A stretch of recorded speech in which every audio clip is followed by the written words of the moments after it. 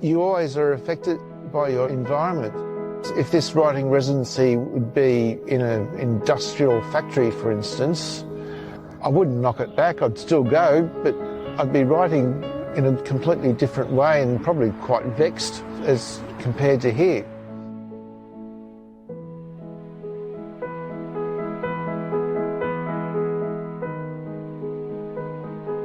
I believe that when you walk through in a beautiful environment, it's a form of meditation. When you walk through gardens such as these, you become in the moment.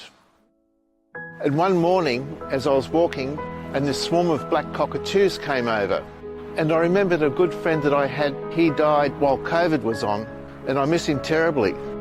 It's sad in one dimension, but also happy-making in another dimension, because it's the black cockatoos who are very funny birds who remind me of him. Every year, when autumn storms spread, purple clouds from the south, yellow-tailed black cockatoos squall the calendar of rain's approach. Each year, these monkey birds yell. They are alive and in the world. What's not to screech about? About to smile at such comic birds, I hold still, remembering in the chatter a good friend now gone.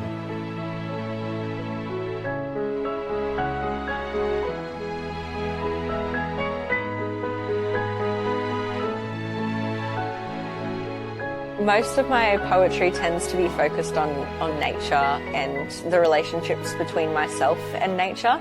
So I found to be on the grounds really rooted me in that practice. And I dedicated all of the poems that I wrote during this residency to my beautiful Nana, who passed away just before I started. I really hope that she's watching down and enjoying hearing all of my stories about my stay here. Lotus know nothing but the strange sight of their own ripple-warped reflection. In tranquil water they dwell, rooted in mud, yet reaching for day, absorbed in subtle shifts of perception.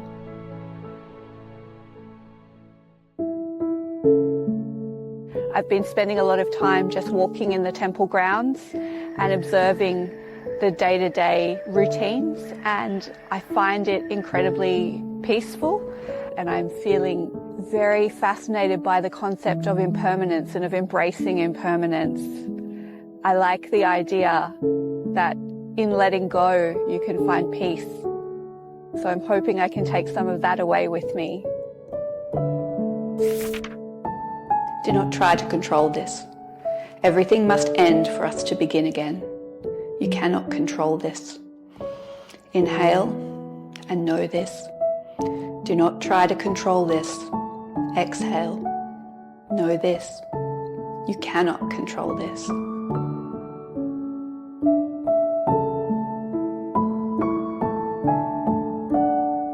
My mother is a practicing Buddhist, and I thought it might be quite interesting and fascinating to juxtapose my experiences at this temple with her home practices. Participating in this program has really enriched my creative practices. Beaks burrowing, eyes flitting, heads bobbing, feathers preening. Just 10 days prior, one of them chased a dragonfly. Then there's the koi. Breathing streams, consciousness streams. Words remain elusive, even as I prepare to leave Berkeley tomorrow. We're all human, after all.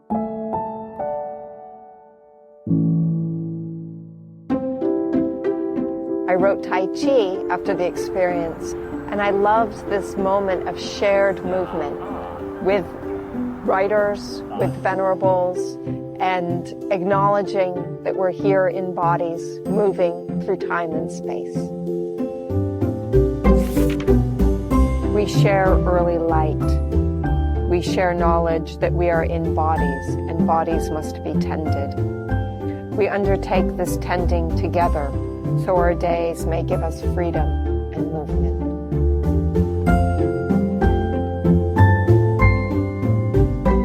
I I've enjoyed being here at Nan Tien this week, sitting by the lotus ponds, being inspired by nature, attending classes to learn about Buddhist principles. They're things that I think anyone can take on with them throughout their lives. Through valleys shadowed we have all traversed. Have faith, through Dharma we shall soar above. Compassion guides our purpose here on earth, uniting us in spirit, peace and love. I really valued what back then was this weekend meditation retreat, and it taught me to listen more to myself and to slow down, because all the answers are inside of us, but often we're too busy to hear them. I have written a piece in conjunction with Venerable Jue that's intended for young children, and it's called The Courage to Be Kind. Don't ever forget that you hold so much power inside you, far more than any of the screens you will hold in your lifetime. Above all, have the courage to be kind online, to yourself and to others. One of the reasons I applied for this residency was the idea of sustained silence and my own discomfort with silence being extended, and just seeing what would come out in the work if I was to sit within that.